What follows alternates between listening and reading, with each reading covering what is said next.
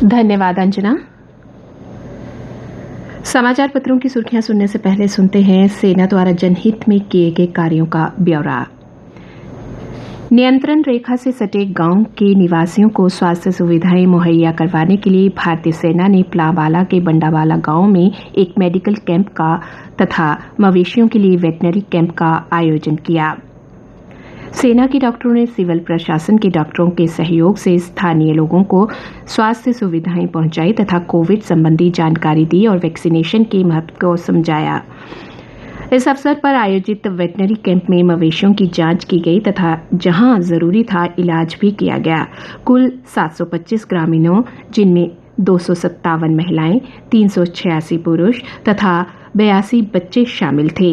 इसके अतिरिक्त 35 मवेशियों को भी मुफ्त डॉक्टरी सुविधा मुहैया करवाई गई। गांव के सरपंचों तथा अधिकारियों ने इस कार्य के लिए सेना के प्रति आभार प्रकट किया। इंडियन आर्मी आज़ादी का महोत्सव ड्राइंग एंड कंपटीशन भारतीय सेना द्वारा जिला पुंछ में मॉडल एकेडमी सागरा में एक ड्राइंग एंड पेंटिंग कंपटीशन का आयोजन किया गया। आज़ादी का अमृत महोत्सव समारोह के अंतर्गत आयोजित इस कंपटीशन का विषय था भारतीय सेना की 1971 की जंग में पाकिस्तान पर विजय, जिसके फलस्वरूप बांग्लादेश आज़ाद हुआ था। कई स्कूलों के बच्चों ने इसमें भाग लिया। प्रतियोगिता का उद्देश्य तथा बच्चे ध्यान सिद्धि महसूस करें और फिर कलाकार की कल्पना से इसे प्रकट करें। भाग लेने वाले बच्चों को आवश्यक सामग्री जैसे स्टेशनरी इत्यादि भी मुहैया करवाई गई। बच्चों ने उत्साहपूर्वक इस प्रतियोगिता में भाग लिया। अच्छा प्रदर्शन करने वाले बच्चों को पुरस्कृत भी किया गया। जम्मू कश्मीर का युवा ऊर्जा से भरा है और कई प्रकार के रोजगार विकल्पों के प्रति उत्साहित है। जिला रामबन के मोहबला के 15 लड़के जो सेना ज्वाइन करके देश सेवा करना चाहते हैं, भारतीय सेना द्वारा आयोजित 7 दिवसीय रिक्रूटमेंट ओरिएंटेशन कैप्सूल में भाग ले रहे हैं।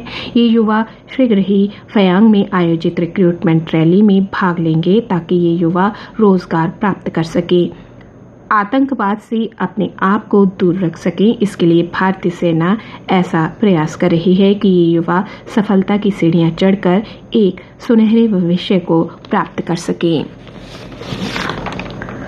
भारतीय सेना द्वारा जिला किश्तवाड़ में आयोजित प्री रिक्रूटमेंट ट्रेनिंग का आयोजन करती है, जिसका मकसद होता है कि युवा रिक्रूटमेंट रैलीज में भाग लेकर सुरक्षा बलों में अपना कैरियर बना सकें। काफ़ी संख्या में युवा भारतीय सेना के इंस्ट्रक्टर्स द्वारा रिटन और फिजिकल टेस्ट की ट्रेनिंग ले रहे हैं। गांव के युवाओं ने ऐसी ट्रेनिंग कैंप आयोजित करने के लिए भारतीय सेना की प्रशंसा की और अनुरोध किया कि भविष्य में ऐसे आयोजन किए जाएं। भारतीय सेना द्वारा जिला किश्तवाड़ के चिंगम स्थान पर एक इलोकेशन कंपटीशन का आयोजन किया गया। काफ़ी संख्या में युवाओं ने अपने हुनर का प्रदर्शन किया। दिए गए विषयों पर विद्यार्थियों ने उर्दू, हिंदी तथा अंग्रेजी में बड़े विश्वास के साथ प्रदर्शन किया और प्रतियोगिता के विजेताओं को भारतीय सेना द्वारा पुरस्कृत किया गया। आयोजन से विद्यार्थियों को अपने ज्ञान को साझा करने तथा अपना विकास करने का मौका मिला। और अब मुख्य समाचारों की सुर्खियां। आज प्रकाशित सभी समाचार पत्रों में छपा बड़ा समाचार। श्रीनगर में एक सरकारी स्कूल में घुसकर आतंकियों ने महिला प्रिंसिपल और एक टीचर को गोलियां मारकर हत्या कर दी। सरकारी स्कूल में आइडेंटिटी कार्ड देखने के बाद मिनियोरिटी कम्युनिटी के शिक्षकों पर बरसाई गोलियां। द रेजिस्टेंस फोर्स नाम के संगठन ने ली इस वारदात की जिम्मेदारी। लेफ्टिनेंट गवर्नर मनोज सिन्हा ने शिक्षकों की हत्या पर कहा, आतंकियों को चुकानी होगी भारी कीमत। डीजीपी दिलबाग सिंह ने कहा कि पाकिस्तान के इशारे पर आतंकी कर रहे हैं ये दरिंदगी, वहशत और दहशत का खेल। जम्मू कश्मीर में नागरिकों की हत्याओं व सीमा पार से ड्रोन की घुसपैठ से निपटने के लिए दिल्ली में सिक्योरिटी एडवाइजर अजीत डोभाल, गृह सचिव अजय भल्ला समेत सीनियर ऑफिसर्स के साथ होम मिनिस्टर अमित शाह ने बैठक की।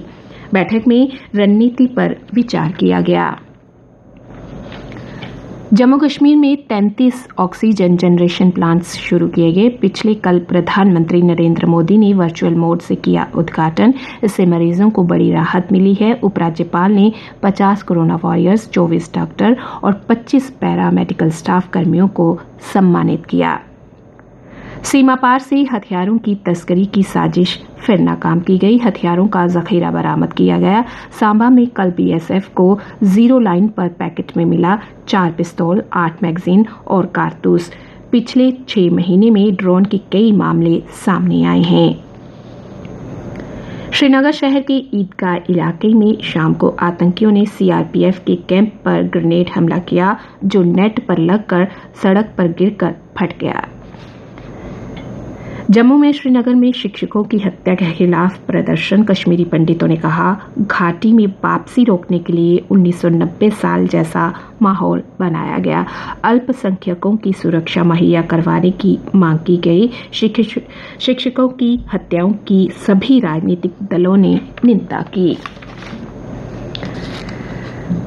प्रदेश में कल से नवरात्रों का उत्सव शुरू हो गया है। मंदिरों में गूंजे मां भगवती के नारे। बावे बाली माता और कोलकुंडोली मंदिर में हजारों की संख्या में पहुंचे श्रद्धालु। उधर कटरा में भी नवरात्र महोत्सव का शुभारंभ हुआ। कन्या पूजन के बाद शोभा यात्रा निकाली गई। इसके साथ ही जम्मू शहर और अन्य जगहों पर रामलीला मंचन का आयोजन भी किया जा रहा है। स्कॉस्ट जम्मू में रंगारंग प्रस्तुतियों के साथ कृषि मेले का आगाज। प्रदेश के कोने कोने से कृषि उत्पादों की प्रदर्शनी लगाई गई। ये कृषि मेला 11 अक्टूबर तक चलेगा। इस मेले का उद्घाटन केंद्रीय पशुपालन मंत्री पुरुषोत्तम रूपाला ने किया। जम्मू कश्मीर और लद्दाख हाईकोर्ट ने अपने एक फैसले में कहा कि चयन प्रक्रिया यानी सिलेक्शन प्रोसेस पूरा होने के बाद नियुक्ति के लिए दावा नहीं कर सकते। अदालत ने स्किम्स में नियुक्ति के लिए 3 डॉक्टरों की याचिका खारिज की।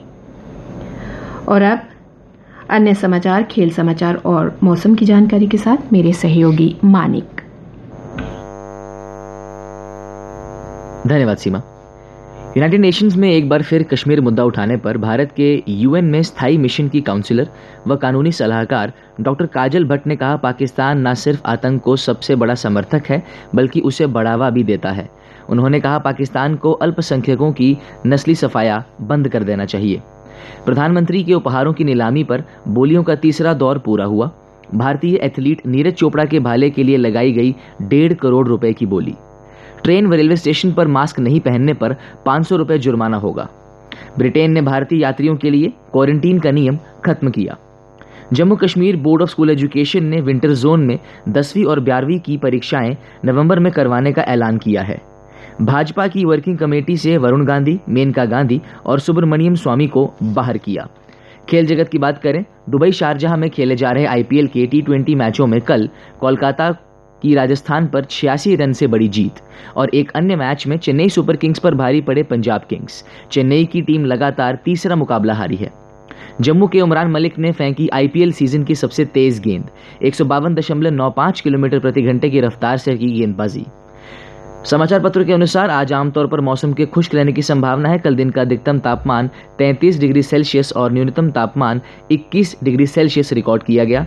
आज सूर्यास्त 6:32 पर होगा और कल यानी शनिवार को सूर्योदय 6:32 पर होगा।